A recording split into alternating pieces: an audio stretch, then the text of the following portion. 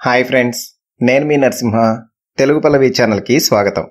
Friends, ఈరోజు మనం చెప్పుకోబోయే కథ అంగరక్షకుడు.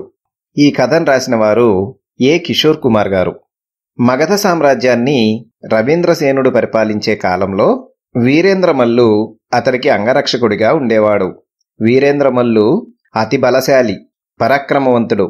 చక్రవర్తిని కంటికి రెప్పలా కాపాడేవాడు. అనేకసార్లు చక్రవర్తి ప్రాణాలు కాపాడి ఆయన అభిమానం చూరగొన్నవాడు. తన ప్రాణం కాపాడినప్పుడల్లా చక్రవర్తి వీరేంద్రమల్లుని ఘనంగా సత్కరించేవాడు.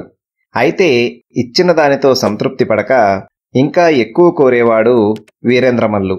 అయితే తన ప్రాణం అనుక్షణం కాపాడే వీరేంద్రమల్లుని ఎప్పుడూ చక్రవర్తి కించపరచలేదు సరికదా, అతడు కోరినంత సంతోషంగా ఇచ్చేవాడు. చాలా యుద్ధాల్లో రవీంద్రసేనుడి చేత ఘోరంగా ఓడింపబడి సామంతులుగా మారిన రాజులు కొంతమంది ఉన్నారు.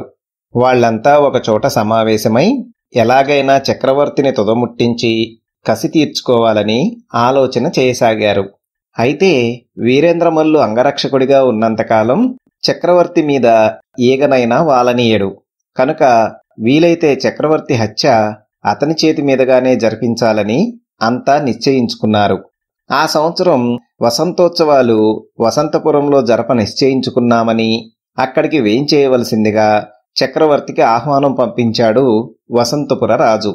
అయితే ఈ ఆహ్వానం వసంతపుర రాజు మిగతా సామంతరాజులతో కలిసి చేసిన కుట్రలో ఒక భాగం మాత్రమే. వసంతపురంలోనే చక్రవర్తి హత్య జరిపించాలని అంతా నిర్ణయించుకున్నారు. ఇదేమీ తెలియని చక్రవర్తి వీరేంద్రమల్లుతో సహా వసంతపురానికి వచ్చాడు. చక్రవర్తిని సకల లాంఛనాలతో ఘనంగా ఆహ్వానించారు సామంతరాజులు. ఆ రాత్రి చక్రవర్తి విశ్రాంతి తీసుకుంటున్న సమయంలో అందరూ వేరొక చోట సమావేశమయ్యారు. ఆ రహస్య సమావేశానికి ప్రత్యేకంగా వీరేంద్రమల్లుని కూడా ఆహ్వానించారు. అక్కడ వసంతపుర రాజు వీరేంద్రమల్లుతో ఇలా అన్నాడు: చూడు వీరేంద్ర, చక్రవర్తికి ఇన్నాళ్లుగా నువ్వు వెట్టి చాకిరీ చేస్తున్నావు గదా. నీ ఉద్యోగంలో గాని జీతంలో గాని ఏమీ ఎదుగు బొదుగు లేదు గదా. తన ప్రాణాలు కాపాడావని 1-2 సార్లు ఘనంగా సన్మానిస్తే సన్మానించి ఉండవచ్చు. కాని నీ శ్రమకు తగ్గ ప్రతిఫలం ముట్టి ఉండదనే మా నమ్మకం. మాకొక సాయం చేశావంటే నీ జీవితాంతం కాలు మీద కాలేసుకొని తిన్నా తరగనంత ధనం నీకు ఇస్తాం. అదేమిటో సెలవియ్యండి అన్నాడు వీరేంద్రమల్లు ఆశగా చూస్తూ. ఏమీ లేదు, చక్రవర్తిని హత్య చెయ్యడమే అన్నాడు వసంతపురరాజు చల్లగా.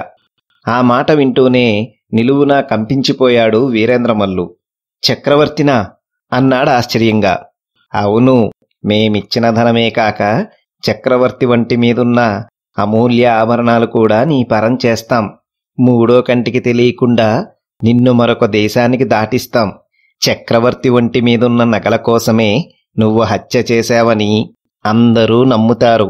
నీకొక అరగంట వ్యవధినిస్తున్నాం, ఆలోచించుకో అన్నాడు వసంతపుర రాజు. కాసేపు ఆలోచించిన వీరేంద్రమల్లు సరే అన్నాడు. అతని కోరిక మేరకు ఆ క్షణమే 25 లక్షల వరహాలు అతని పరం చేయబడ్డాయి. వెంటనే వీరేంద్రమల్లు ఇలా అన్నాడు: మీకు రహస్యం చెబుతాను. మంత్రి ఇందులో ఏదో కిటుకుందని ముందే ఊహించాడు. చక్రవర్తిని హెచ్చరించాడు కూడా. ఆయన సలహాపై ఒక అతి రహస్యమైన పన్నాగం పన్నడం జరిగింది. అదేమిటంటే, ఒక నకిలీ మనిషిని చక్రవర్తి వేషంలో పంపి అతని మీద హత్యా ప్రయత్నం జరగడం సంభవిస్తే వెంటనే సామంతరాజ్యాలన్నీ రద్దు చేసి మిమ్మల్నందరినీ ఉరికంబం ఎక్కిస్తారు. లేనట్లయితే ఏమీ జరగనట్లు ఊరుకుంటారు. ఆ మాటలు వింటూనే అందరూ పళ్ళు పటపటలాడించారు. వీరేంద్రమల్లు మళ్ళీ ఇలా అన్నాడు: ఇప్పుడు మన అంతఃపురంలో ఉన్నది నకిలీ చక్రవర్తి. అసలు చక్రవర్తి జరిగేదంతా స్వయంగా పర్యవేక్షించడానికి మాతో పాటు వచ్చారు. ఆయన వసంతపుర పులిమేరల్లో ఉన్న పాడుబడ్డ పాకలో బస చేశాడు. మారువేషంలో ఈ వసంతోత్సవం 4 రోజులు ఏమీ ఎరగనట్టుండి 5వ రోజున అర్ధరాత్రి మీరెళ్ళి పాకలో నిద్రిస్తున్న చక్రవర్తిని రహస్యంగా సఫా చెయ్యండి. ఈ నకిలీ చక్రవర్తిని నేనిక్కడే అంతం చేసి పరారైపోతాను. అంతా మీరనుకున్నట్టే జరుగుతుంది. అయితే మరొక హెచ్చరిక: ఈ 4 రోజులు ఊరి పొలిమేరల వైపు ఎవరూ వెళ్ళవద్దు. నకిలీ చక్రవర్తిని అసలు చక్రవర్తిగానే గౌరవించండి. ఈ విషయం ఏమాత్రం బయటికి పొక్కినా అంతా తలక్రిందులవుతుంది. అప్పుడు వసంతపురరాజు సంతోషంగా, భేష్ వీరేంద్రమల్లు, నీ మేలు ఎప్పటికీ మర్చిపోలేం. నన్ను ఘోరంగా అవమానించిన ఆ దుష్టుణ్ణి నా కత్తితోనే అంతం చేస్తాను అన్నాడు. కాదు, నేను చేస్తాను, నా కసి తీరాలి అన్నాడు ఒక సామంతరాజు.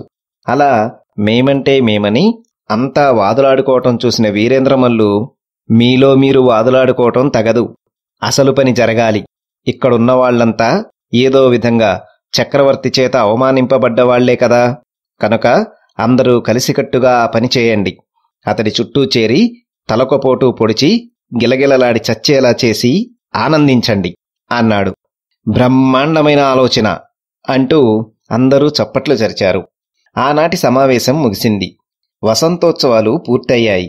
మర్నాడు పథకం ప్రకారం అర్ధరాత్రి వీరేంద్రమల్లు చెప్పిన ఆనవాళ్ల ప్రకారం అందరు సామంతరాజులు చేరారు. ఒక నులక మంచం మీద ముసుగు పెట్టుకొని నిద్రిస్తున్నాడు చక్రవర్తి. అందరూ చుట్టూ చేరారు. చప్పుడు కాకుండా కత్తులు తీశారు. కసిగా పైకెత్తి తలొకపోటు బలంగా పొడిచారు. ఆఖరిపోటు పొడిచిన వసంతపురరాజు మంచం మీద ముసుగు తొలగించి మరుక్షణం కొయ్యబారిపోయాడు. మంచం మీద మానవాకారంలో దిండ్లు అమర్చబడి ఉన్నాయి. చక్రవర్తి గాదు, మోసం, దగా అంటూ గట్టిగా అరిచారందరూ. వెంటనే అందరూ కంగారుగా కత్తులు వరల్లో దోపుకొని ఒక్కుమ్మడిగా బయటికి రాబోయారు. కాని పాకతలుపులు అప్పటికే ఎవరో బయట గడియ పెట్టారు. మరుక్షణం పాక భగ్గుమంది. బయటికి రావడానికి వీల్లేక, మరొక దారి లేక హాహాకారాలు చేస్తూ మాడి మసైపోయారు ద్రోహులందరూ. పక్కనే తుప్పల్లోంచి వీరేంద్రమల్లుతో సహా బయటికి వచ్చిన చక్రవర్తి, వీరేంద్రమల్లు, నీ సహాయానికి ఆజన్మాంతం కృతజ్ఞుణ్ణి. నీ స్వామి భక్తి అచంచలం. ఇంతమంది దుష్టుల్ని ఒక్కసారిగా మట్టుపెట్టిన నీ సమయస్ఫూర్తికి ఇవే నా జోహార్లు. నీకెంత ధనం కావాలో కోరుకో అన్నాడు. ఆ శ్రమ మీకక్కర్లేదు మహారాజా. ఇప్పటికే వీళ్ళు నా శ్రమకి మించిన ధనం ముట్టజెప్పారు అన్నాడు వీరేంద్రమల్లు నవ్వుతూ. వారిచ్చినది పాపిష్టి డబ్బు. దాన్ని నేనిచ్చినట్టు ఎలా అనుకుంటాను? నా ప్రాణం కాపాడిన నీకు ఏదైనా కానుక ఇవ్వందే నా మనసు కుదుటపడదు అంటూ చక్రవర్తి తన వేలి వజ్రాల ఉంగరాన్ని వీరేంద్రమల్లుకు కానుకగా ఇచ్చాడు. చక్రవర్తి, ఆ దుర్మార్గులిచ్చిన వరహాలను ఆ రోజే అనాథాశ్రమాలకు దానం చేశాను. మీరిచ్చిన కానుకతో ఇంటికి సంతోషంగా పోతాను అంటూ ఇంటివైపు నడిచాడు వీరేంద్రమల్లు. చూశారు కదా ఫ్రెండ్స్, ఇది ఈరోజు కథ. మరొక మంచి కథతో తదుపరి వీడియోలో కలుసుకుందాం. ధన్యవాదాలు.